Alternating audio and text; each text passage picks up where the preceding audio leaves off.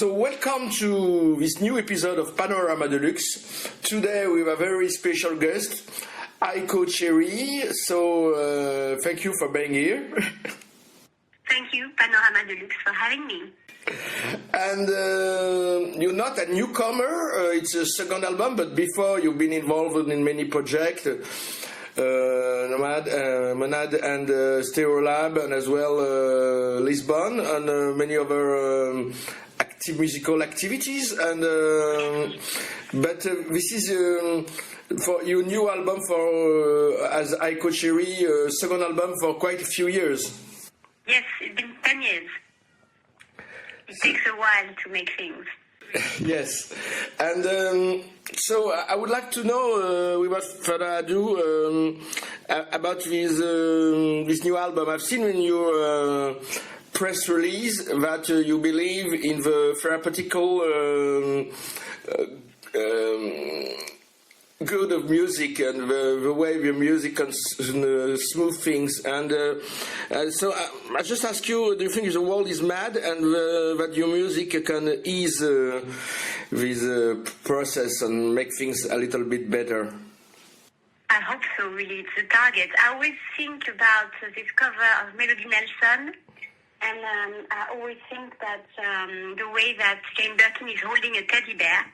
And for me, music is the ultimate teddy bear. You know, it's something that you always have with you in moments of doubt, in moments of difficulty.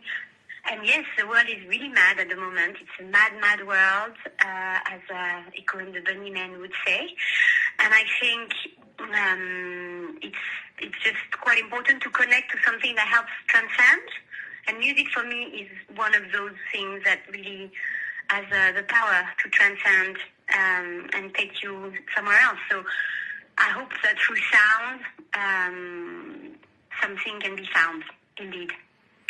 Something that helps people connect onto a softer outlook. And talking about music, what was your first real musical epiphany? The music, the sound that make you really want to be involved in music? That's interesting. I think for me, the approach to music came because when I was little, my mom bought a piano, and I just started improvising on it, and I think that was my first connection to music. And my family is not particularly musical, but somehow it was a dream to have a piano, and I benefited from it. So I think these moments of complete freedom, not knowing how to play the piano, but still interacting with the instrument was for me very, very beautiful, and I cherish these memories. But also my dad loved the Beatles and Serge Gainsbourg, so I guess, I grew up listening to these. And yeah, I think my parents liked Tangerine Dream and things like that as well, and Jean-Michel Jarre. So I think these things were things they listened to, and they are in me in a way, And I don't think that was an epiphany that I had to be doing music, but I think since I was 5, I've always kind of been playing music, and it's been in my life. And it's a place where I'm the happiest. Sometimes it's also the place where I suffer the most because it's hard to connect to your art. But it's a place that I always have to come back to. So let's listen to Soft Centre, which is the first song on your album, Soft Centre, and then I get back to you.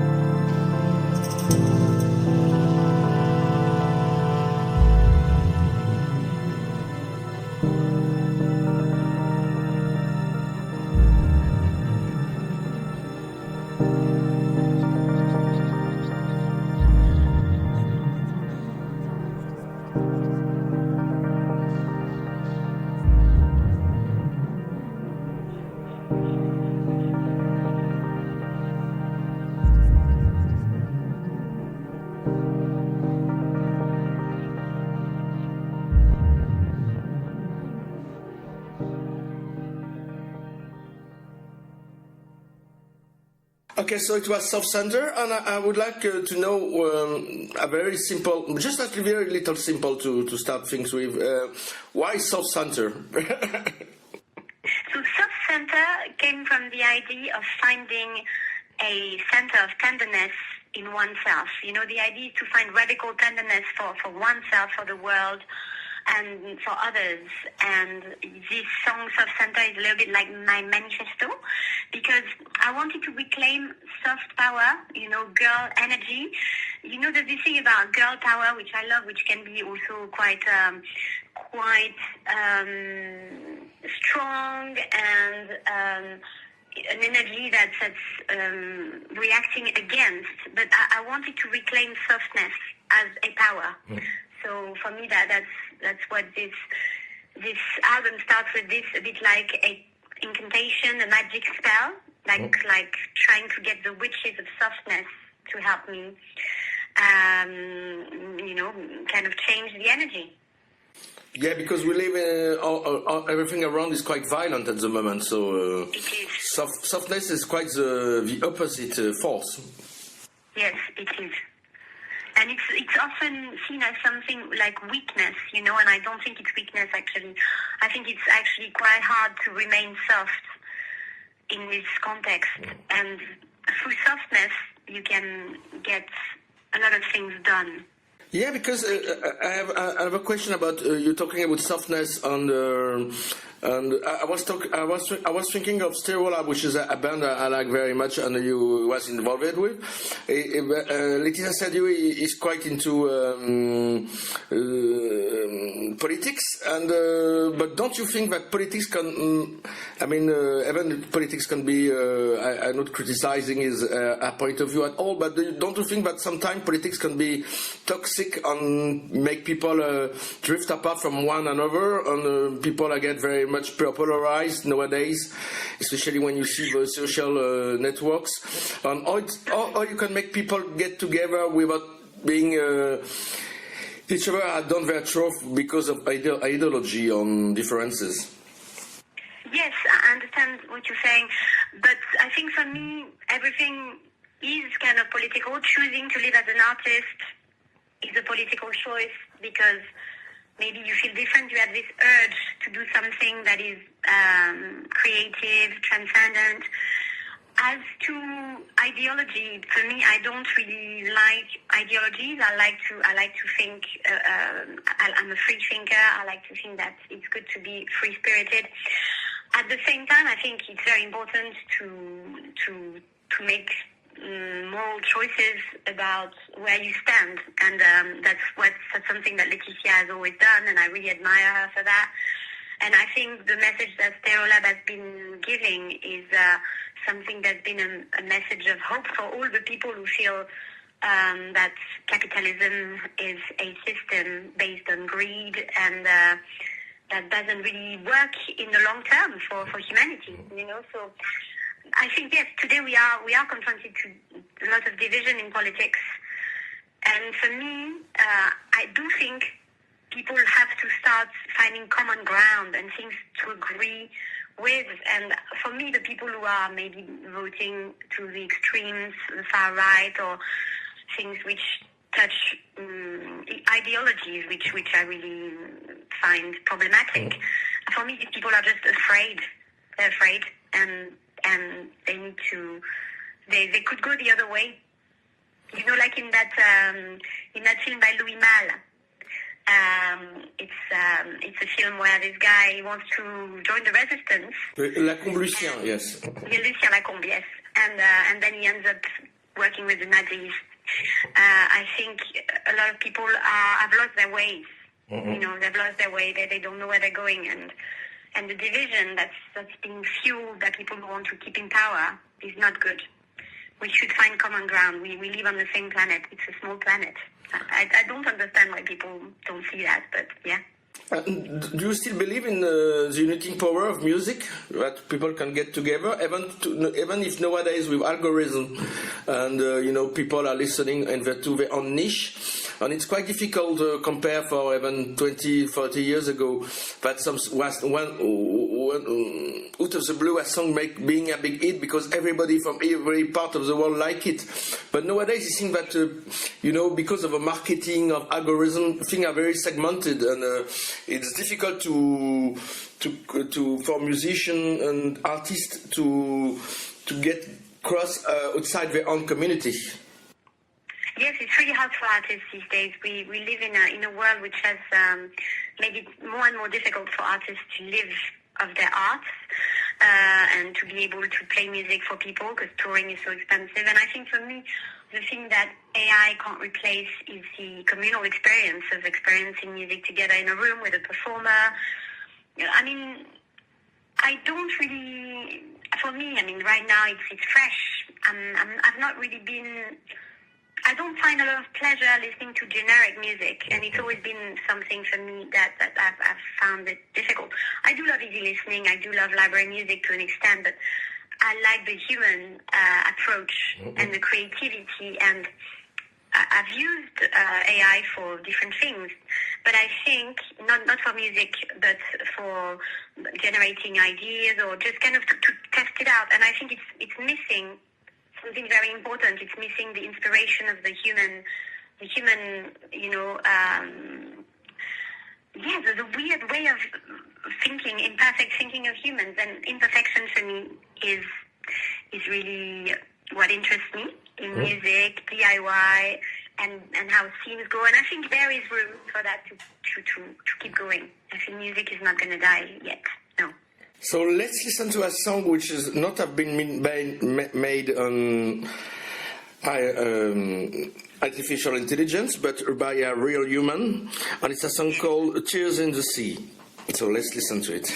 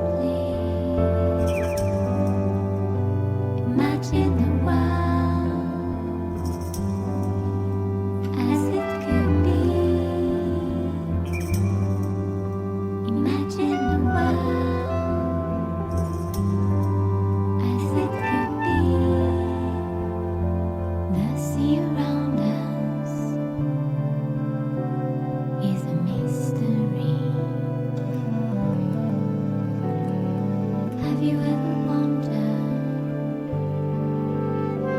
about the deep blue sea? Have you ever wondered?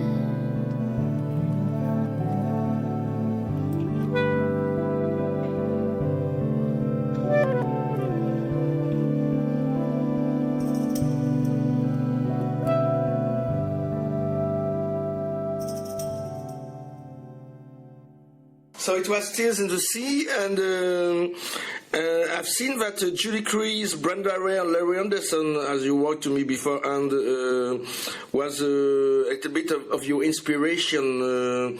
So I'd like to know a little bit more about this inspiration of Julie Crease with David Lynch and. Yeah, totally. I think it's an interesting thing. Tears in the Sea is a song I wrote because of a writer called Rachel Carson, who wrote about the environment and the ocean, and it's about diving deep into understanding the ocean. And I like this idea that David Lynch has about catching the big fish through meditation. And I also like David Lynch's sense of humor. You know, he always says, keep your eye on the donut. But recently, I was doing a meditation for his foundation to commemorate his birthday, and he played a song by the Beatles where John Lennon sings, "Nothing is going to change your world, nothing is going to change my world." And actually, that I had a revelation. I thought, oh, actually, nothing. If you get to that moment of nothingness, if you actually look at the middle of the donut, where there's nothing, that's maybe when your outlook is gonna change, you know? When you stop, freedom maybe comes from a letting go. And if I'm thinking about David Lynch, that's what I'm thinking about, the sense of humor and the connection to dreams. But if I'm thinking about all the artists you mentioned, what I love about them is like they are, in a way, women who have been kind of like making a mark on music on different levels. I love Laurie Anderson. Recently I watched Home of the Brave, which is a fantastic filmed concert, and I love the fact that she's a multidisciplinary artist connected to Buddhist philosophy, but also very playful in her art, very relevant, very sharp.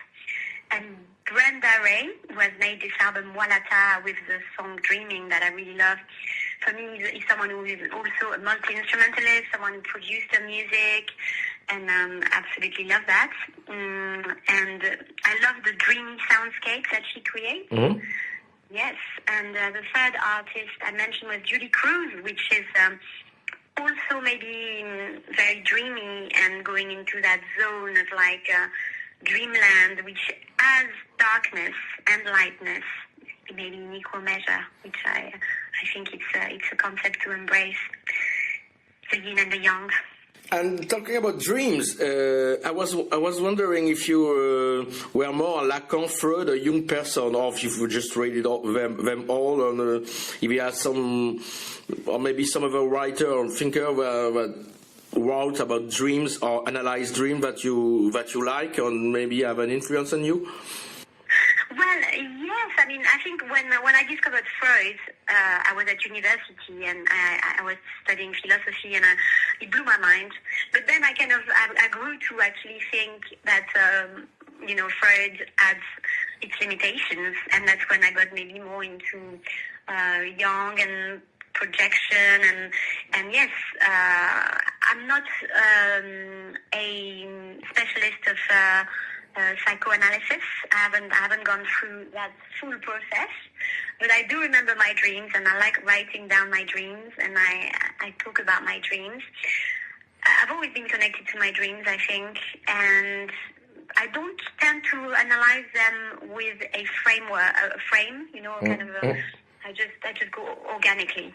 I dive organically into them. I like symbols. Yeah, because if you analyze too much your dreams and if you analyze too much, and maybe that's a danger with psychoanalysis. If you know too well the way you are, your mind works, maybe it will end up the creative process. But some artists are afraid of that, to overanalyze things or overanalyze the way we work. They may drive them out. I've just read a fantastic book. I'm going to plug my friend. His name is Julien Perez. He's a really interesting artist, a French singer-songwriter. He's also a writer, and he just released on POL a book called Nyx, NYXX, and the book is about a woman who invents a tool for people to see each other's dreams, and then it's like virtual reality, but it's as if it was a dream network. Everybody could see each other's dream, and you could see your dreams, and it's like getting into that world, and people become addicted to it. And I love that idea of what dreams are here for. They're here. I mean, for me, my dreams, they give me sometimes messages. It's part of introspection, I guess. It's diving into yourself, and also it's a good idea not to analyze necessarily too much, but take it as a funny film you're watching, Yes, and I have a more materialistic question, because it seems that you spend a lot of time between Paris and London. Am I right? And especially London, maybe, and Paris are getting very much gentrified nowadays, and the cost of living is difficult, especially for people with bohemian lifestyle or just creative person. So how to survive in Paris and London for an artist nowadays? It is, and are you afraid that we may dry out of creativity in these places because of the rise of flight and the cost of living and the difficulties for real show, etc.? Yes, I think it's happening, actually. I mean, we still manage to survive, but I'm a member of a wonderful space called Total Refreshment Center, and right now we're trying to secure the future of the building. I mean, it happens everywhere. They're trying to make like residencies for people to sleep in. They're sucking the life out of London. They're making like chains of like restaurants, and for me all of this generic outlook is very bad. Still people manage to survive by it's DIY culture. People help each other out. There is a vibrant scene because London is very multicultural. It's a city of opportunities for meeting people, and this is really the backbone of collaborations. It's a city I love. It's very exciting to be here. Still, I'm very in love with London. But yes, it's getting harder and harder. Yeah. Yes, so, but it's not completely negative. There's still people creative, like you say, communities of people. So let's hope it will continue. It will continue, hopefully, yeah. I think, the underground is always finding ways. The underground is like water. It will always find a way. It's a good thing to hear. And next and last track we'll listen is a track from your past, from a band called Lisbonne, making a cover of Annie Philippe, To Finir à Saint-Tropez. And I wanted to listen to that because it's also a link to your DJ activity, because you play French music from the past and from the present, and I know as well that you share with me the same interest for 60s girls pop, lack of better word. So I would like to know a little bit about this cover. How do you discover Annie Philippe and other French pop singers from the 60s? Yes, I had a big phase where I was really into Yeye. I was into Stella, of course, and I kind of like then got into Annie Philippe because of J'ai raté mon bac and playful songs. And then when I discovered Tout finir à Saint-Tropez, which is such a beautiful melancholic ballad, and it's very sensual but also dark, and I don't know, this song completely captured me. Sometimes you just have a crush on a song, you fall in love with a song. and it's got everything. She's got a great voice, and the way she renders these emotions of this kind of lost love. And I'm a girl from the southwest, so I love the sea, I love the ocean. But I mean, I guess Saint-Tropez is the Mediterranean. But it's something I've always related to, and yeah, a wonderful discovery. The song is from 1966, I think. So I mean, I discovered it much later. I discovered it in London, I think. And I've been thinking that you might, this compilation, it was on the compilation that I discovered this song. So thank God for compilations. And you also a DJ, so you listen to a lot of new music as well, coming from France and other part of the world. But do you have sometimes exhaustion of listening to so many things because there's so many creative people around, or are you still excited to get new music your way? I'm so excited. It's just like an endless treasure trove. You know, you open. For me, I do a lot of kind of like digging because music is the thing that thrills me. You know, it thrills me the most. I listen to so many things. I listen to deep bass music. I listen to disco. I listen to very, very, very varied range of types of music. But my focus is right now women in music. So I'm mostly interested in finding out music that involves women at a prominent role, not just doing backing vocals. You know, composer, you mean? Yeah. Not necessarily composer, but I think very often, even like on disco tracks, like some voices completely make a song and they're not even credited. You know, I mean, we don't even know who is singing. So I think for me, it's about the presence. It's about the presence of women in music that I think is something that I keep digging. But yeah, I mean, it's wonderful. Music it's an endless, it's an endless source of discoveries.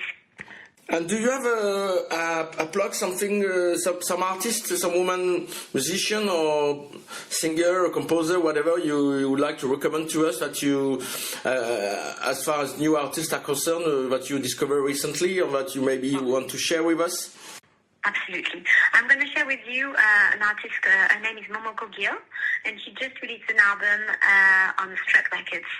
She's fantastic, and it's kind of a jazz, but she's a drummer, she's a producer, she plays a bit of piano, and she's just made an absolutely stunning album, and it's her first solo album, so I think people should really listen to her. Momoko Gill. Okay, so we'll write down the name on the podcast introduction. And before leaving you, I just want to know if you have any plans to go back to play in France or in the near future. I really need to start organizing some touring in France because I play for other people, so I was quite busy until now. And I love playing, and I've got some gigs in Germany in the autumn, but I really need to organize a release party in Paris. That would be nice. But yes, I'm working quite independently with this project, so I will have to make that happen. So let's hope it will happen in this year or next year, but it's the near future anyway. Before the summer. Okay, that's really nice. So thank you very much for your time, and really strongly recommend listening to your album and discovering your world, and people getting in touch as well with your creative people to get in touch with your radio show DJ activities. Thank you so much for having me. Thank you. Je croyais que tout commence. Je croyais que tout commence Au village des romances. au village